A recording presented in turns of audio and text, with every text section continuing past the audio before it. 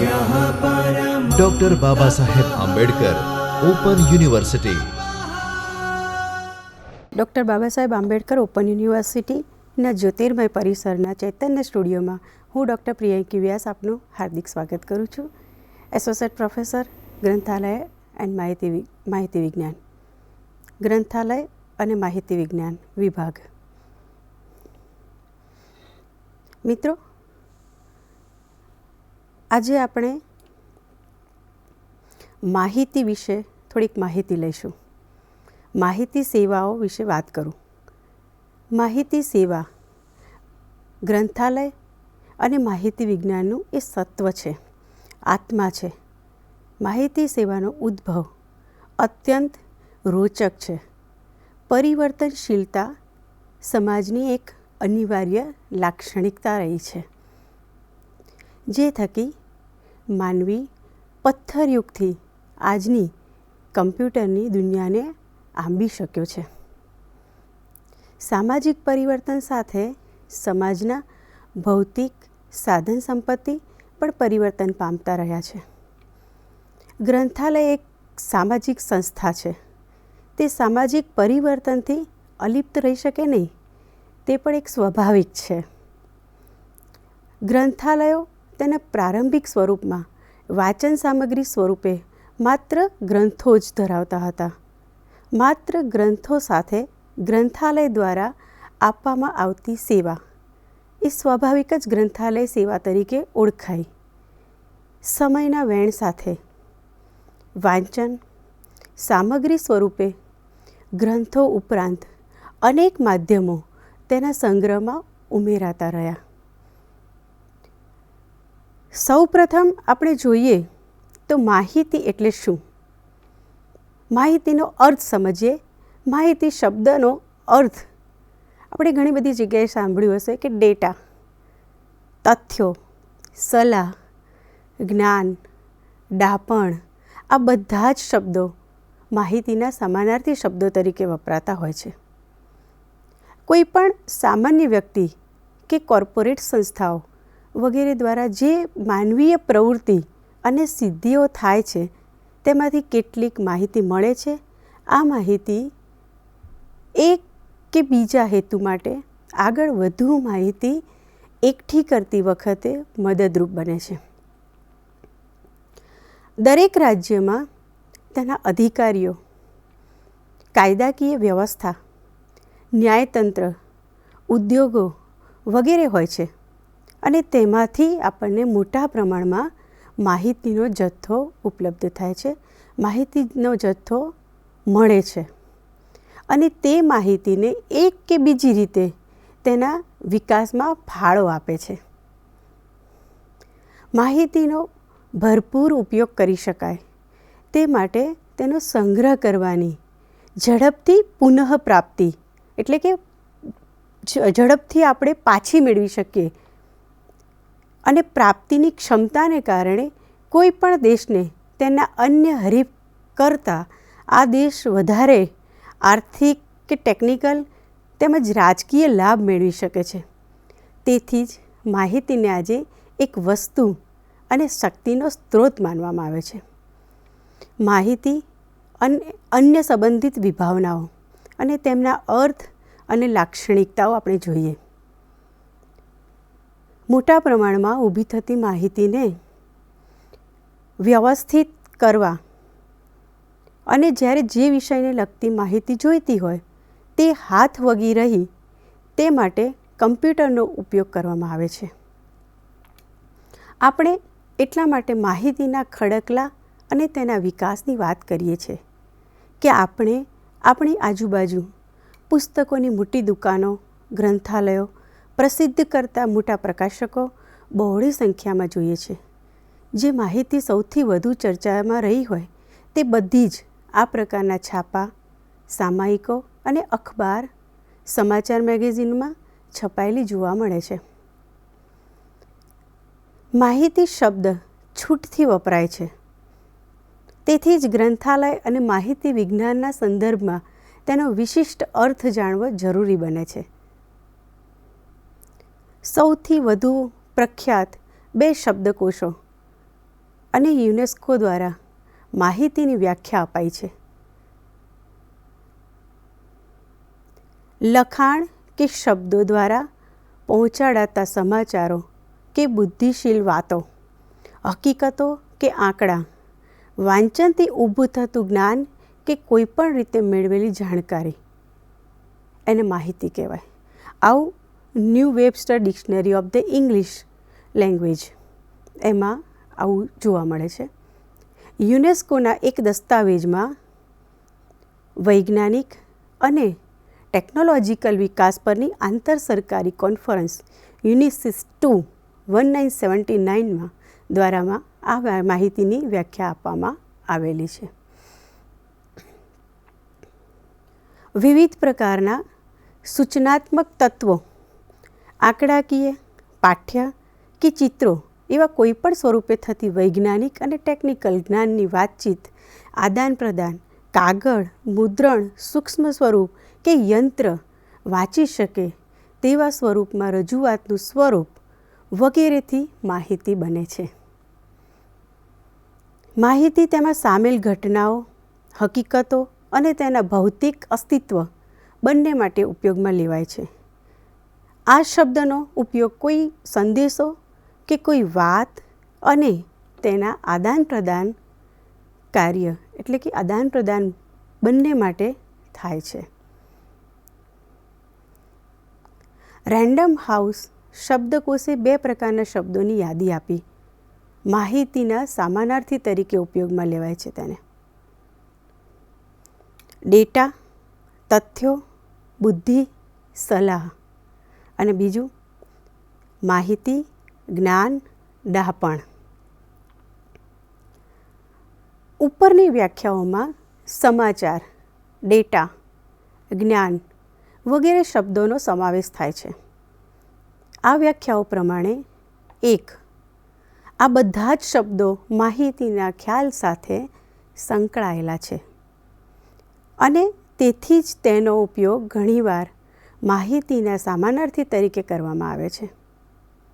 બીજું, માહિતીનો પ્રચાર લખાણ દ્વારા કે વાતચીત દ્વારા થાય છે. અને ત્રીજું, માહિતી મોટે ભાગે વાંચન અથવા સૂચના અથવા અન્ય રીતે એકત્રિત કરાય છે. ઉપરના છેલ્લા 2 મુદ્દાઓમાં કહેવાયું છે કે કેટલાક લોકો માહિતીનો પ્રચાર કરે છે, તેને પહોંચાડવાનું કામ કરે છે, જ્યારે બીજા કેટલાક તે માહિતી ક્યાંકથી મેળવે છે, એકત્રિત કરે છે, તો અન્ય કોઈ તેનો ઉપયોગ કરે છે. એટલે કે માહિતી ઊભી કરનારાઓ, પ્રચારકો અને ઉપયોગકર્તાઓ હોય છે. માહિતી વિશેની સમગ્ર ચર્ચામાં આપણે સમાચાર, માહિતી, આંકડા, જ્ઞાન વગેરે જેવા શબ્દો એકબીજાથી વિવિધ રીતે અલગ પડે છે. સમાચાર. કન્સાઇઝ ઓક્સફોર્ડ ડિક્શનરી સમાચારની વ્યાખ્યા પ્રમાણે સમાચાર એટલે નવી રસપ્રદ માહિતી અથવા તો તાજી બનેલી ઘટનાઓનો અહેવાલ. ટૂંકમાં આપણા બધા છાપાઓ જે છાપે છે, ન્યૂઝપેપર જે છાપે છે સમાચાર, એ સમાચાર નથી. તેમાંથી માત્ર કેટલીક માહિતી જ સમાચાર છે. આખું ન્યૂઝપેપર એ સમાચાર નથી. આ બધામાં સમકાલીન રાજકીય મુદ્દાઓ, રમતગમત, આર્થિક, ધંધાકીય પ્રવૃત્તિ, કલા, સંસ્કૃતિ, સામાજિક અને રાજકીય બાબતોનો સમાવેશ થાય છે. આ બધી જ વસ્તુઓ કોઈ ઘટનાના પ્રકરણો છે, તબક્કાઓ છે. તેથી જ કહેવાય છે કે સમાચાર એવી માહિતી છે કે જે સમકાલીન તો છે, પરંતુ તેનું મહત્ત્વ ઐતિહાસિક છે. ડેટા અને માહિતી. મિત્રો, random house dictionary of the English language પ્રમાણે 1975માં ડેટમ શબ્દનું બહુવચન, ડેટા એટલે ડેટમ શબ્દનું બહુવચન એટલે કે કોઈ વ્યક્તિગત, હકીકત, આંકડા કે માહિતીનો એક અંશ કે તેનું જૂથ કે માહિતી, આંકડા તથા અન્ય હકીકતોનો આખો જથ્થો એવું કહી શકાય કે ડેટા એટલે માહિતી ખરી પણ સુયોજિત નહીં તેવી છૂટી છવાઈ માહિતીનો જથ્થો. જ્યારે આ બધા જ ટુકડાઓને એક સાથે લઈને તેના પર યોગ્ય પ્રક્રિયા હાથ ધરવામાં આવે, તેનો અર્થ તારવવામાં આવે, તેને એક સુયોજિત સરસ મજાની ઢબે મૂકવામાં આવે, સમજાય તેવી ઢબે એને મૂકવામાં આવે, જેથી કોઈ મુદ્દાને વધારે સ્પષ્ટ રીતે સમજાવી શકાય, ત્યારે એ ડેટા માહિતી બને છે. છૂટો છવાયેલો ઘણો બધો ડેટા ભેગો કરીએ અને એને એક સરસ મજાની સામેવાળા સરસ રીતે આરામથી સમજી શકે તેવી સુયોજનાપૂર્વક એ માહિતીને એકઠી કરવામાં, એ ડેટાને એકઠો કરવામાં આવે, એક જ જગ્યા ઉપર એ બધાનું સંકલન કરવામાં આવે. એ જે સંકલન થયું એ બધું માહિતી, બધા ડેટા ભેગા થયા, એને માહિતી કહેવાય અને આ માહિતી બને છે. ગ્રંથાલય અને માહિતી વિજ્ઞાનના સંદર્ભમાં માહિતી શબ્દનો ઉપયોગ, આમ તો ગ્રંથાલય અને માહિતી વિજ્ઞાનના સંદર્ભમાં ડેટા અને માહિતી વચ્ચે ભેદ પાડવાની કોઈ જરૂર નથી, કેમ કે આ પ્રકારના મોટાભાગના વપરાશકારો ડેટા અને હકીકતોને માહિતી તરીકે જ ગણાવશે. દાખલા તરીકે, રાષ્ટ્રીય આવક અંગેના આંકડા પરથી કોઈ અર્થશાસ્ત્રી તેના દેશની આર્થિક સ્થિતિ સારી રીતે જાણી લેશે. સામાન્ય લોકો કે જે આવી મથામણમાં પડ્યા વગર જે માહિતી છે તેને ઝડપથી સમજવા માંગે છે, તેમને માટે આ આંકડાકીય માહિતી કરતાં અર્થશાસ્ત્રીએ રજૂ કરેલો અહેવાલ વધારે ઉપયોગી નીવડશે. આ અહેવાલમાંથી તેઓ તેમને જરૂરી માહિતી, તેમને જે જોઈએ છે તે જ માહિતી આરામથી લઈ શકે અને લઈ લેશે. જોકે ડેટા અને માહિતી વચ્ચેના ભેદ અંગેની જાગૃતિ હોય તો કયા પ્રકારના વપરાશકારોને કયા પ્રકારની માહિતી પહોંચાડવી જોઈએ તે સમજવામાં વધારે મદદરૂપ થાય. મિત્રો, જ્ઞાન આપવામાં આવેલી, જ્ઞાન વિશે વ્યાખ્યા એક આપવામાં આવેલી છે. જ્ઞાન એટલે માહિતીનું વ્યવસ્થિત માળખું અથવા તેમાંથી તારવેલો સાર અને સમજણ, હકીકતોના એક વ્યવસ્થિત માળખા પર રચાયેલી માહિતી. સ્પર્ધાત્મક પરીક્ષાઓ આપતા વિદ્યાર્થીઓને જરૂરી હકીકતો, ડેટા, માહિતી વગેરેનો સમાવેશ કરતા પુસ્તકનું નામ બુક ઓફ નોલેજ એટલે કે જ્ઞાનનું પુસ્તક બુક ઓફ નોલેજ છે. તે જ રીતે આપણે પુસ્તકાલયને જ્ઞાનનો ભંડાર કહેતા હોઈએ છીએ. તેનો અર્થ એ કે પુસ્તકાલય એવા દસ્તાવેજો રાખે છે જેમાં માહિતી અને જ્ઞાન હોય છે. એટલે કે સામાન્ય વાતચીતમાં આપણે જ્ઞાન અને માહિતી બંને શબ્દોને પર્યાય તરીકે વાપરીએ છીએ. ડેટા એવી હકીકતો અને નિરીક્ષણોનો સમૂહ છે કે જેને તારવીને એકસાથે મૂકીને અને વધુ સુવ્યવસ્થિત કરીને માહિતીમાં ફેરવી શકાય છે. આ બધી માહિતી એકસાથે ભેગી થઈ જ્ઞાન બને. તેનો અર્થ થયો કે માહિતીનું સુયોજિત માળખું એટલે જ્ઞાન. આપણે જે બધી માહિતી ભેગી કરી હોય અને એ બધી માહિતીને એક માળખામાં સરસ મજાની રીતે ગોઠવીએ અને સમજીએ અને સમજાવીએ, તેને આપણે શું કહીશું? જ્ઞાન. તેને સમજવા માટે એક નીચેનું એક સેમ્પલ આપું, હું એક ઉદાહરણ આપું છું.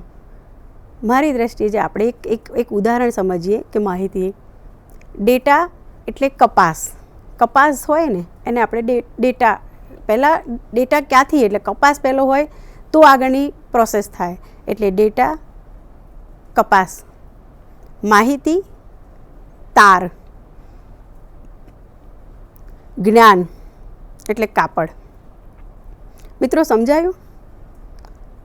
હું જે કહેવા માગું છું એનો મતલબ એવો કે પહેલાં કપાસ ઉગે, સૌથી પહેલાં કપાસ ઉગે છે અને તેમાંથી આપણે તાર બનાવીએ છીએ અને એ તારને વણીને કાપડનું સ્વરૂપ અપાય છે.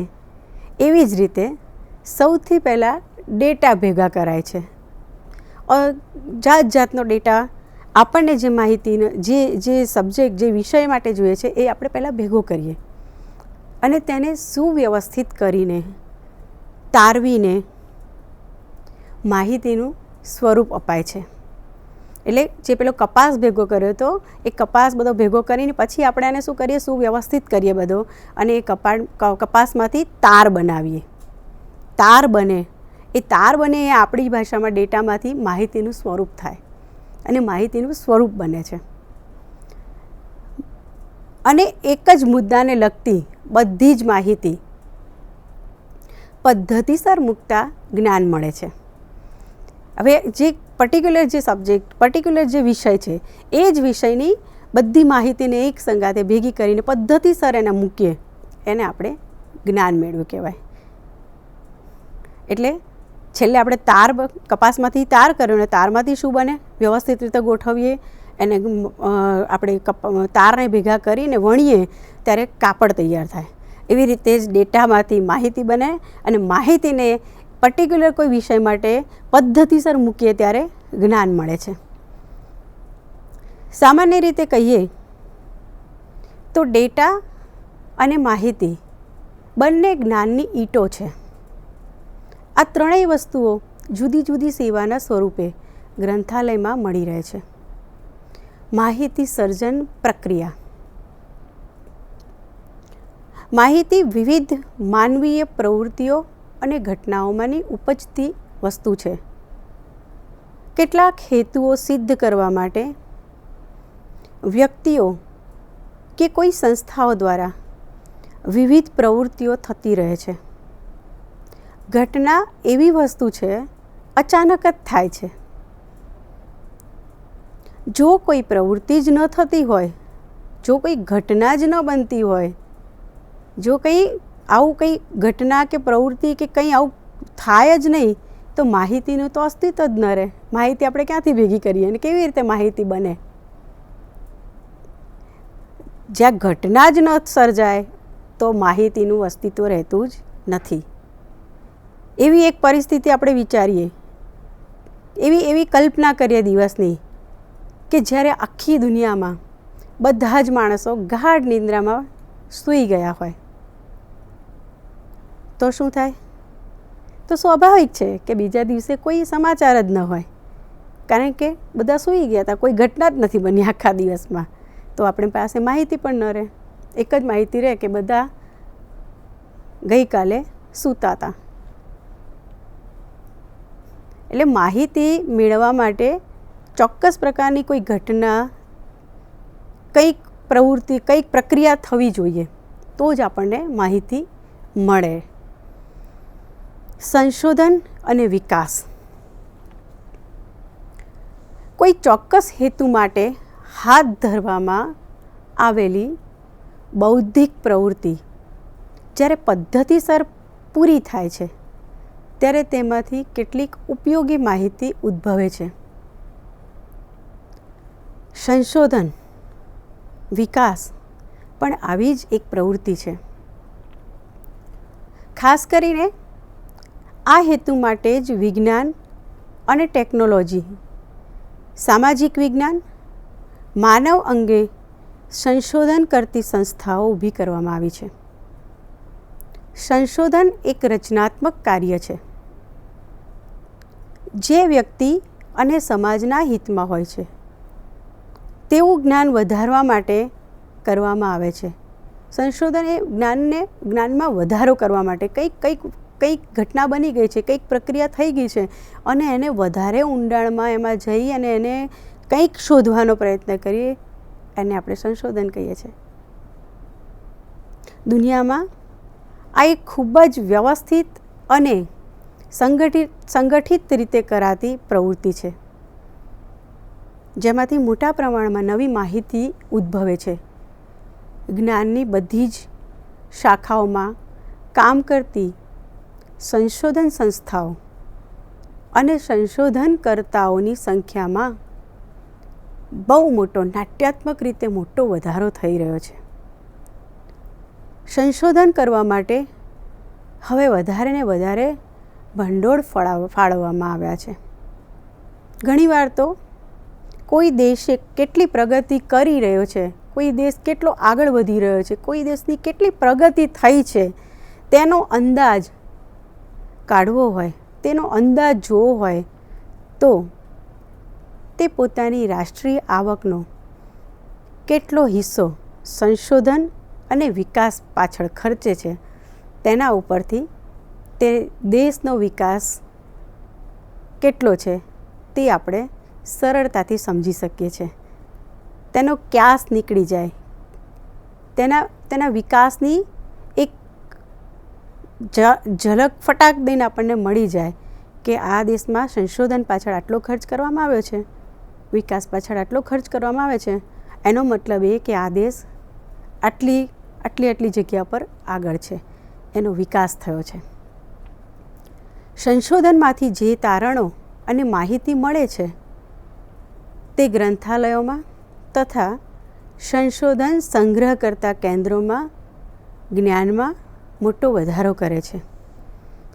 18મી સદીમાં આવેલી ઔદ્યોગિક ક્રાંતિ પછીથી આ પ્રકારના માહિતીના જથ્થાનો મોટા પ્રમાણમાં વિકાસ થઈ રહ્યો છે અને તેના કારણે હાલની સંશોધન પ્રવૃત્તિઓના તારણોને સતત વેગ મળતો રહે છે.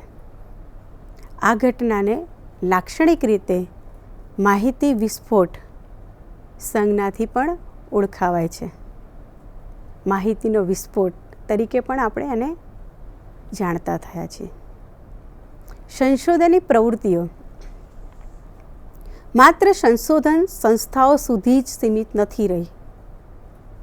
સંશોધન શૈક્ષણિક સંસ્થાઓ, કોલેજીસ, યુનિવર્સિટીઓ પણ સંશોધન કરવામાં લાગી ગઈ છે અને સંશોધન કરે છે. એ આટલું જ એટલે યુનિવર્સિટી અને કોલેજો અને શૈક્ષણિક સંસ્થાઓ જ નહીં, પણ આ સંસ્થાઓ ઔપચારિક શિક્ષણ આપવાની સાથે સાથે સંશોધનને પણ એક મહત્ત્વનું અને અભિન્ન કાર્ય માનવા લાગી છે. આ ખૂબ જરૂરી છે એવું સમજવા લાગ્યા છે.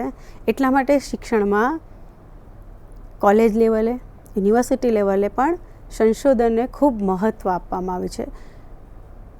અધ્યાપકો, પ્રાધ્યાપકો સંશોધન કરી અને કંઈક નવું મેળવે અને એ નવી માહિતીનો જથ્થો વિદ્યાર્થીઓ સમક્ષ મૂકે અને પોતાના વિષયમાં કંઈક નવું સર્જન કરે, એના માટે ખૂબ કામ કરવા લાગી છે. સર્વેક્ષણો અને વસ્તી ગણતરી. મિત્રો, આપણે હવે સર્વેક્ષણો અને વસ્તી ગણતરી વિશે વાત કરીએ. ઘણી એવી સંસ્થાઓ છે કે સર્વેક્ષણો અને વસ્તી ગણતરી તથા અન્ય પ્રકારની ગણતરી દ્વારા ઊભી થતી આંકડાકીય માહિતી એકઠી કરવાનું જ કામ કરે છે. આને સહાયક કે ગૌણ સંશોધન પ્રવૃત્તિ કહેવાય છે. સર્વેક્ષણ કરવું એ પણ એક સંશોધનનું જ કામ છે. એટલે એક સંશોધક જ એને આ કામ પૂરું કરી શકે. એક બીજા પ્રકારનું એટલે સહાયક, સંશોધનનું સહાયક નામ પણ એને આપણે માની શકીએ છીએ. ભારતમાં આ પ્રકારની પ્રવૃત્તિનું સૌથી મોટું ઉદાહરણ રજિસ્ટ્રાર જનરલની ઓફિસ છે. તેની સ્થાપના જ ભારતની વસ્તી ગણતરી કરવા માટે થઈ છે. આ ઓફિસનું કામ જ સર્વે કરવાનું, ભારતની વસ્તી કેટલી વધે છે, એમાં દીકરીઓ કેટલી છે, દીકરાઓ કેટલા છે, વૃદ્ધ કેટલા છે, પુરુષ સંખ્યા કેટલી છે, સ્ત્રી સંખ્યા કેટલી છે, આ બધું ગણતરી કરવાનું કામ આ સંસ્થાનું છે. આ ઓફિસ પાસે દેશની વસ્તી ગણતરીના બધા જ પ્રકારના ડેટા હોય છે, જે ભારતના લોકોની વિવિધ લાક્ષણિકતાઓ દર્શાવે છે.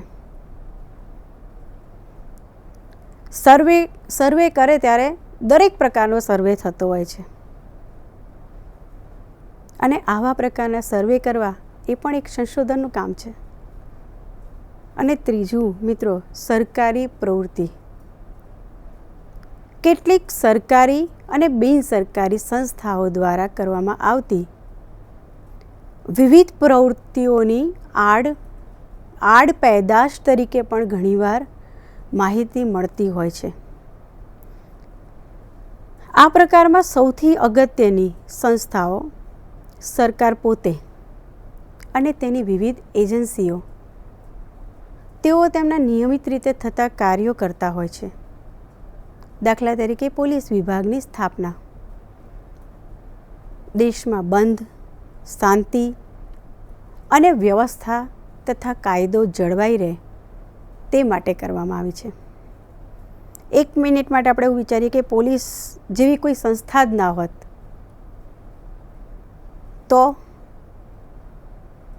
તો કેટલી બધી અવ્યવસ્થા થાત.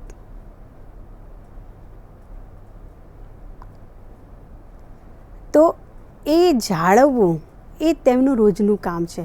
પોલીસ ભવનના કારણે કાયદો જળવાઈ રહે, શિસ્તતા જળવાઈ રહે, આ બધું કામ એક પર્ટિક્યુલર માળખામાં રહે એના માટેની સંસ્થા છે. માટે આજે કામગીરી કરવામાં આવે છે અને તેમાંથી દહેજ, હત્યા, મૃત્યુ, આતંકવાદ, ભ્રષ્ટાચાર વગેરે સળગતા મુદ્દાઓ પર ઘણી બધી માહિતી મળે છે. આયોજન પંચ દ્વારા તથા રાજ્યના આયોજન વિભાગ દ્વારા દેશમાં જે પંચવર્ષીય યોજનાઓ અમલી બનાવવામાં આવે છે તેમાંથી પણ બધા જ પ્રકારના સામાજિક, આર્થિક માહિતીઓ આપણને પ્રાપ્ત થાય છે. શૈક્ષણિક સંસ્થાઓમાં કામ કરતા સામાજિક વિજ્ઞાનના સંશોધનકર્તાઓને સરકારના નીતિના ઘડવૈયાઓને આંકડાકીય અને વિસ્તારપૂર્વકની માહિતીનો જે જથ્થો જોઈતો હોય છે તે બધી જ માહિતીનો સૌથી મોટો સ્ત્રોત તો સરકાર અને તેના દ્વારા થતા કામોમાંથી જ ઉદ્ભવે છે. તેનું કારણ છે કે સામાજિક જીવનની એવી કોઈ પણ પ્રવૃત્તિ નહીં હોય કે જેની સાથે સરકાર સીધી કે આડકતરી રીતે સંકળાયેલી ન હોય. સરકારના આ વહીવટી વિભાગો ઉપરાંત ન્યાયતંત્ર અને કાનૂની સંસ્થાઓ પણ માહિતીનું નિર્માણ કરે છે. અન્ય પ્રવૃત્તિઓ જોઈએ તો જેમના કામમાંથી આડ પેદાશ તરીકે માહિતી ઉત્પન્ન થતી હોય તેવો બીજો એક વર્ગ છે ઔદ્યોગિક તથા વ્યવસાયિક સંસ્થાઓ. આ પ્રવૃત્તિમાંથી ઉદ્યોગ અને વ્યવસાયના લગતી માહિતી મળે છે, જેમ કે તેમાં ઇતિહાસકાર, વિશ્લેષક, રાજકીય નિષ્ણાત વગેરે તેમની આપેલી માહિતી હોવી જોઈએ. મિત્રો, આપણે આજે માહિતી વિશે ઘણું બધું જાણ્યું, સમજ્યા, સંશોધન કેવું કામ કરે, સર્વેક્ષણ શું કરે એ બધા વિશે આપણે જાણ્યું. તમને બધાને પણ ખૂબ મજા આવી છે માહિતી વિશે જાણવાની અને સમજવાની. આભાર મિત્રો. હું doctor Baba Saheb Ambedkar open university તરફથી આપનો આભાર માનું છું. Thank you very much. स्वाध्यायः परमं तप